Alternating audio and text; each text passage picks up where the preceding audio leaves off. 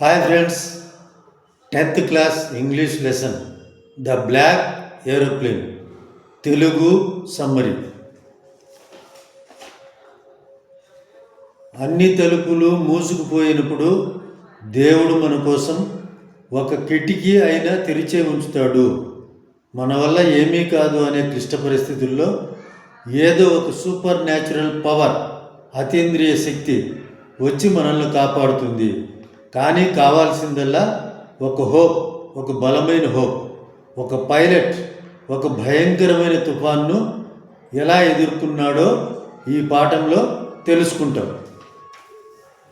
Writer తన పాత Dakota విమానాన్ని ప్యారిస్ నుండి ఇంగ్లాండ్కు నడిపిస్తున్నాడు. తన సెలవులను సొంత ఊర్లో గడపాలనుకుంటాడు. ప్యారిస్ కంట్రోల్ రూమ్ సలహా తీసుకుంటాడు. 12 డిగ్రీల వెస్ట్ వైపు టర్న్ చేయమని చెప్తారు. అర్ధరాత్రి దాటింది. చంద్రోదయం అవుతోంది. ఆకాశం నిర్మలంగా ఉంది. తారలు మెరుస్తున్నాయి. బ్రేక్ఫాస్ట్ సమయానికి ఇంటికి చేరి తనకిష్టమైన బ్రేక్ఫాస్ట్ను కుటుంబ సభ్యులతో కలిసి తినాలని అనుకుంటాడు.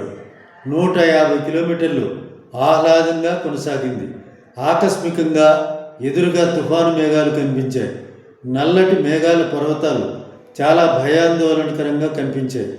ప్రక్కల నుండి పోవడానికి సరిపోయేంత దూరం లేదు. వెనక్కి పోవాలని బుద్ధి పుట్టలేదు. ఇంటికే వెళ్ళాలని రిస్క్ తీసుకున్నాడు. సాహసం చేశాడు.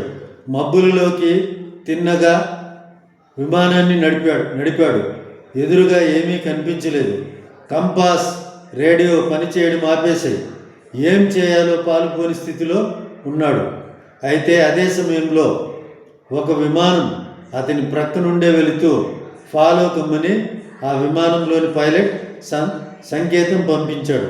అతని వెనకాలే వెళ్ళి మబ్బులలోంచి ఆశ్చర్యంగా బయటపడతాడు.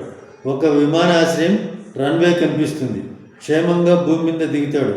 అయితే తనకు దారి చూపించిన విమానం ఎక్కడా కనపడలేదు. విమానాశ్రయ అధికారులను అడుగుతాడు. అయితే వాళ్ళు చెప్పిన విషయం ఒకే ఒకటి.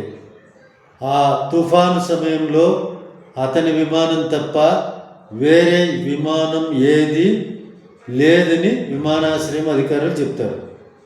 అందుకు అతనికి సహాయపడింది ఎవరు?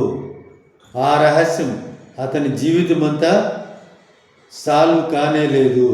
అది ఒక సూపర్ న్యాచురల్ పవరా, అతీంద్రియ శక్తి, దేవుడే ఆ రూపంలో వచ్చి కాపాడా? ఏమో, ఎవరికీ తెలియదు. Thank you friends, bye.